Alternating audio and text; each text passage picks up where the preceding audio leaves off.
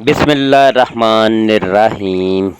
बिस्मिल्लाहिर्रहमानिर्रहीम। एक औरत नहायत ही पाक दामन और नेक थी।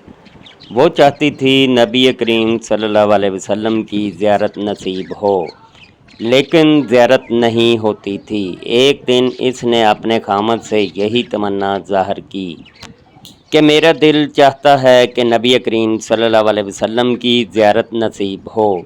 इसके खामद ने कहा, तुम दुल्हन वाले कपड़े पहनो, ज़ेवर पहनो और दुल्हन की तरह बन संवर कर बैठ जाओ। जब वो दुल्हन की तरह बन संवर कर बैठ गई तो एक आदमी इसके घर बिस्मिल्लाहिर्रहमानिर्रहीम।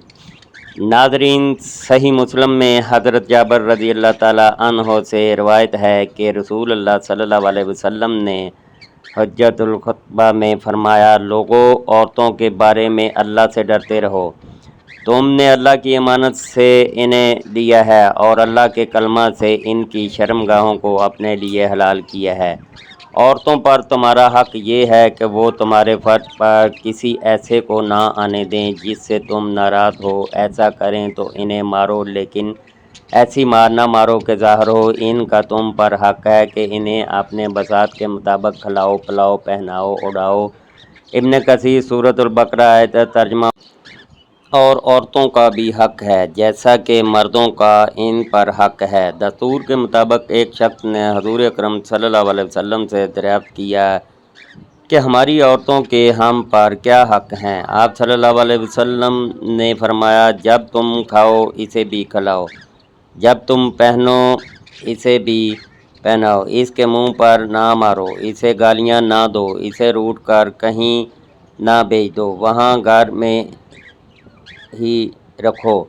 इसी आयत को पढ़कर हज़रत इब्न अब्बास रज़ियल्लाहु ताला अन्हु फरमाया करते थे कि मैं पसंद करता हूँ कि अपनी बीवी को खुश करने के लिए मैं भी अपनी ज़ीनत करूँ, जिस तरह वो मुझे खुश करने के लिए अपना बनाव श्रृंगार करती है। हज़रत साद बिन अबी वक़ास रज़ियल्लाहु ताला अन्हु फरमाते हैं कि मैं हुज्जतुल वदा वाले साल में बहुत ज़्यादा बीमार हो गया था। जब हज़ूर अक़दस सल्लल्लाहु अलैहि वसल्लम मेरी इयादत के लिए तशरीफ़ लाए तो मैंने कहा कि मेरी बीमारी ज़्यादा हो गई है और मैं मालदार आदमी हूँ और मेरा कोई वारिस नहीं है, सिर्फ़ एक बेटी है, तो क्या मैं अपना 2/3 माल सदका कर दूँ? हज़ूर सल्लल्लाहु अलैहि वसल्लम ने फरमाया, नहीं। मैंने कहा, आधा माल सदका कर दूँ? हज़ूर सल्लल्लाहु अलैहि वसल्लम ने फरमाया, नहीं। मैंने कहा, तिहाई माल सदका कर दूँ? आप सल्लल्लाहु अलैहि वसल्लम ने फरमाया, तिहाई माल सदका कर दो, और तिहाई भी बहुत है। तुम अपने विरसा को मालदार छोड़कर जाओ, ये इससे बेहतर है कि तुम इनको फ़कीर छोड़कर जाओ और वो लोगों के सामने हाथ फैलाया फिरें।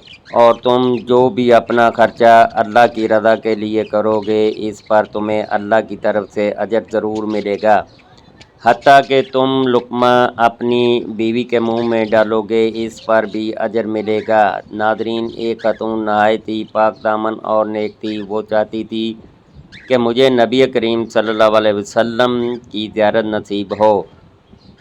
वो दरूद शरीफ भी बहुत पढ़ती थी, लेकिन ज़ियारत नहीं होती थी। इनके खामद बड़े अल्लाह वाले थे। एक दिन उन्होंने अपने खामद से अपनी यही तमन्ना ज़ाहिर की कि मेरा दिल तो चाहता है कि मुझे नबी करीम सल्लल्लाहु अलैहि वसल्लम की ज़ियारत नसीब हो, लेकिन कभी ये शरफ़ नसीब नहीं हुआ। इसलिए आप मुझे कोई अमल ही बता दें जिसके करने से मैं ख्वाब में नबी करीम सल्लल्लाहु अलैहि वसल्लम की ज़ियारत की सआदत हासिल कर लूँ। उन्होंने कहा कि मैं आपको अमल तो बताऊँगा, लेकिन आपको मेरी बात मानना पड़ेगी। वो कहने लगी कि आप मुझे जो बात कहेंगे वो मानूँगी। वो कहने लगे, अच्छा, तुम बन संवर कर दुल्हन की तरह तैयार हो जाओ। इसने कहा, बहुत अच्छा। चनाचे इसने गुस्ल किया, दुल्हन वाले कपड़े पहने, जेवर पहने और दुल्हन की तरह बन संवर कर बैठ गई। जब वो दुल्हन की तरह बन संवर कर बैठ गई तो सब इनके भाई के घर चले गए और जाकर इसने कहा कि देखो मेरी कितनी उम्र हो चुकी है और अपनी बहन को देखो वो क्या बनकर बैठी है। जब भाई घर आया और इसने अपनी बहन को दुल्हन के कपड़ों में देखा तो इसने इसे डांटना शुरू कर दिया। کہ کہا کہ تم کو شرم نہیں آتی؟ کیا یہ عمر دلہن بننے کی ہے؟ تمہارے بال سفید ہو چکے ہیں، تمہاری کمر سیدھی نہیں ہوتی اور 20 سال کی لڑکی بن کر بیٹھی ہوئی ہو۔ اب جب بھائی نے ڈانٹا تو اس کا دل ٹوٹا اور اس نے رونا شروع کر دیا، حتیٰ کہ وہ روتے روتے سو گئی۔ اللہ کی شان دیکھیے کہ اللہ رب العزت نے اسے اسی نیند میں اپنے محبوب صلی اللہ علیہ وسلم کی زیارت کرا دی۔ وہ زیارت کرنے کے بعد بڑی خوش ہوئی، لیکن خاوند سے پوچھنے لگی، آپ نے وہ عمل بتایا ہی نہیں جو آپ نے کہا تھا اور مجھے زیارت تو ویسے ہی ہو گئی۔ وہ کہنے لگا، اللہ کی بندی، یہی عمل تھا، کیونکہ میں نے تیری زندگی پر غور کیا، مجھے تیرے اندر ہر نیکی نظر آئی، تیری زندگی شریعت و سنت کے مطابق نظر آئی۔ البتہ میں نے یہ محسوس کیا کہ میں چونکہ آپ سے پیار محبت کی زندگی گزارتا ہوں، اس لیے آپ کا دل کبھی نہیں ٹوٹا۔ اس وجہ سے میں نے سوچا جو اب دل ٹوٹے گا تو اللہ تعالیٰ کی رحمت اترے گی اور آپ کی تمنا پورا کر دیا جائے گا۔ اس لیے میں نے تو ایک طرف آپ کو دلہن کی طرح بن سنور کر بیٹھنے کو کہا اور دوسری طرف آپ کے بھائی کو بلا کر لے آیا۔ اس نے آ کر آپ کو ڈانٹا، جس کی وجہ سے آپ کا دل ٹوٹا، تو اللہ رب العزت کی ایسی رحمت اتری جس نے آپ کو اپنے محبوب صلی اللہ علیہ وسلم کی زیارت کرا دی۔ ایک بزرگ ہیں، ان کا نام ہاشم، وہ کہتے ہیں کہ میں سفر میں تھا، میں ایک خیمے میں اترا، مجھے بھوک لگی ہوئی تھی۔ اس خیمے میں ایک عورت بیٹھی ہوئی تھی۔ میں نے کہا، بہن بھوک لگی ہے، کھانا مل جائے گا؟ کہنے لگی، میں مسافر کے لیے کھانا پکانے بیٹھی ہوں، جا اپنا راستہ لے۔ کہنے لگے کہ بھوک ایسی تھی کہ میں اٹھ نہ سکا، میں نے سوچا کہ یہیں سستا کر چلا جاؤں گا۔ اتنے میں اس کا خاوند آ گیا، اس نے مجھے دیکھا اور کہا، مرحبا، کون ہے؟ میں نے کہا، میں مسافر ہوں۔ پوچھا، کھانا کھایا؟ میں نے کہا، نہیں۔ کہا، کیوں؟ میں نے کہا، مانگا تھا لیکن ملا نہیں۔ اس نے اپنی بیوی سے کہا، ظالم، تو نے اسے کھانا ہی نہیں کھلایا۔ اس نے کہا، میں کوئی مسافروں کے لیے بیٹھی ہوئی، ان مسافروں کو کھانا کھلا کر اپنا گھر خالی کر لیں۔ ایسی بد اخلاقی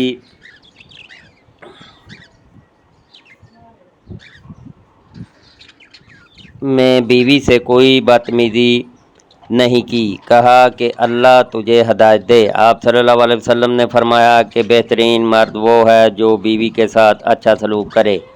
انہوں نے کہا، اچھا، تو اپنے گھر بھر لے۔